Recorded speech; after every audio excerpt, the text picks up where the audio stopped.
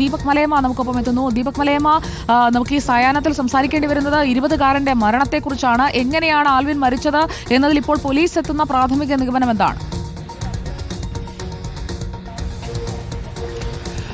സുജയ, കാര്യത്തിൽ ഇപ്പോഴും ഒരു പൂർണ്ണ തോതിലുള്ള വ്യക്തതയിലേക്ക് എത്തിയിട്ടില്ല എന്നുള്ളതാണ്. ഇപ്പോൾ വെള്ളയിൽ പോലീസ് സ്റ്റേഷനിലാണ് ഞാൻ നിൽക്കുന്നത്. 2 വാഹനങ്ങളാണ് നിലവിൽ ഇവിടേക്ക് എത്തിച്ചിരിക്കുന്നത്. അതിൽ നേരത്തെ പോലീസ് FIR-ൽ പറഞ്ഞത് പ്രകാരം ഉള്ള ആ നമ്പറിലുള്ള ഒരു വാഹനമല്ല, മറിച്ച് രജിസ്റ്റേർഡ് വാഹനം എന്നുള്ള നിലയ്ക്ക് അതിൻ്റെ രജിസ്ട്രേഷൻ നമ്പർ പൂർത്തിയാക്കുന്ന നടപടിയിലേക്ക് എത്തിയിട്ടില്ലാത്ത ഒരു ഡിഫൻഡർ, ഒപ്പം തന്നെ മറുവശത്ത് ഒരു ബെൻസ് വാഹനവും കൂടി പോലീസ് ഇവിടേക്ക് എത്തിച്ചിട്ടുണ്ട് എന്നുള്ളതാണ്. അത് തെലങ്കാന സ്റ്റേറ്റ് രജിസ്ട്രേഷനുള്ള ഒരു വാഹനമാണ്. അങ്ങനെ 2 വാഹനങ്ങളാണ് നിലവിൽ വെള്ളയിൽ പോലീസ് സ്റ്റേഷനിലേക്ക് എത്തിച്ചിരിക്കുന്നത്. നേരത്തെ ഈ മലപ്പുറം രജിസ്ട്രേഷനുമായി ബന്ധപ്പെട്ടുകൊണ്ടുള്ള ഒരു ഡിഫൻഡർ വാഹനം അപകടമുണ്ടാക്കി എന്നുള്ളതാണ് പ്രാഥമികമായി തയ്യാറാക്കിയ FIR-ൽ പറഞ്ഞിരുന്നത്. അതനുസരിച്ച് അല്ല നിലവിലിവിടേക്ക് എത്തിയിരിക്കുന്ന വാഹനങ്ങൾ എന്നുള്ളതാണ്. ഈ 2 വാഹനങ്ങൾ ഈ ഒരു ചേസിംഗ് പരിപാടിയിൽ പങ്കെടുത്തു, അത് ചിത്രീകരിച്ചു ആൽവിൻ എന്നുള്ളതാണ് പറയപ്പെടുന്നത്. അതിൽ കൂടുതൽ വ്യക്തത നൽകാൻ പോലീസ് തയ്യാറായിട്ടില്ല. അതിൽ ഏറ്റവും കൗതുകകരമായ കാര്യം, വെള്ളയിൽ പോലീസ് സ്റ്റേഷൻ്റെ മുൻവശത്ത് ഉള്ള റോഡിലാണ് ഈ അപകടം നടന്നിട്ടുള്ളത് എന്നുള്ളതാണ്. അതായത്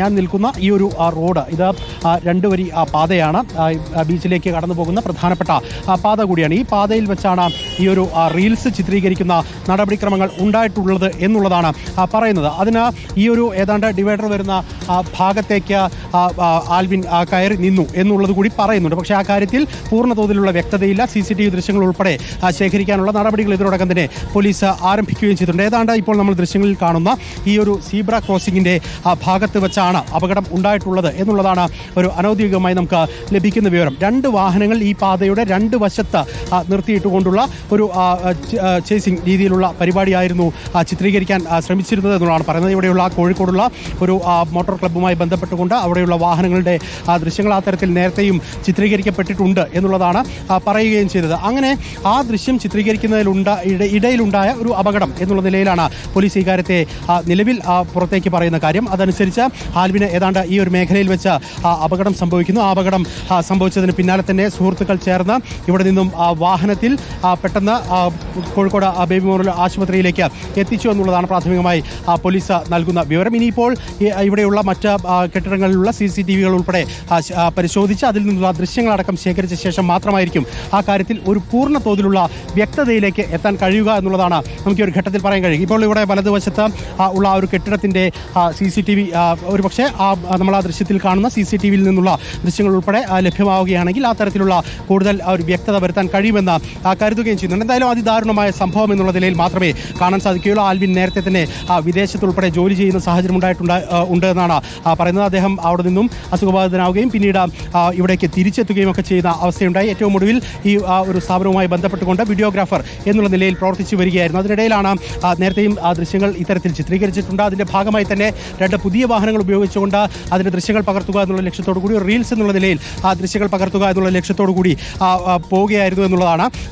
അങ്ങനെ ഇവിടേക്ക് എത്തിയപ്പോഴാണ് ഈ ഇത്തരത്തിൽ അപകടം ഉണ്ടാവുകയും ആ അപകടത്തിൻ്റെ ഭാഗമായി ആൽവിന് മരണം സംഭവിക്കുകയും ചെയ്തിട്ടുള്ളത് എന്നുള്ളത് കൂടി പറയേണ്ടി വരും. ഈ കാര്യത്തിൽ എങ്ങനെയാണ് ഈ അപകടം നടന്നത് എന്നൊക്കെയുള്ളത് സംബന്ധിച്ച് കൂടുതൽ വ്യക്തത വരുത്തേണ്ടത് പോലീസാണ്. പോലീസ് ഇപ്പോൾ പറയുന്നത് നേരത്തെ ഒരു അപകടം സംഭവിക്കുന്നു, ആ അപകടവുമായി ബന്ധപ്പെട്ടുകൊണ്ട് ലഭ്യമായ വിവരമനുസരിച്ച് വാഹനത്തിൻ്റെ രജിസ്ട്രേഷൻ നമ്പർ ഉൾപ്പെടെ രേഖപ്പെടുത്തിക്കൊണ്ട് FIR തയ്യാറാക്കുകയും ചെയ്തിട്ടുണ്ട്. പക്ഷേ ഇപ്പോൾ സ്റ്റേഷനിലേക്ക് എത്തിച്ചിരിക്കുന്ന വാഹനത്തിൻ്റെ ഉടമകൾ ആരാണ്, അല്ലെങ്കിൽ ആരാണ് ആ വാഹനം അവിടേക്ക് എത്തിച്ചത് തുടങ്ങിയ കാര്യങ്ങളൊന്നും തന്നെ CCTV ദൃശ്യങ്ങൾ നിർണായകമാണ്. ആ ദൃശ്യങ്ങളിലൂടെ ഒരു വ്യക്തത വരേണ്ടിയിരിക്കുന്നു. ദീപക് മലയമ്മ, ജോലി ചെയ്യുന്ന കമ്പനിയുടെ പ്രൊമോഷൻ ഷൂട്ടാണ്. അപ്പോൾ അതൊരു ചേസിംഗ് വീഡിയോ ആയിരുന്നോ, ഒരു ചേസിംഗ് വീഡിയോയാണോ അവിടെ ഷൂട്ട് ചെയ്തത്? അതടക്കമുള്ള കാര്യങ്ങളിൽ വ്യക്തത വരണം.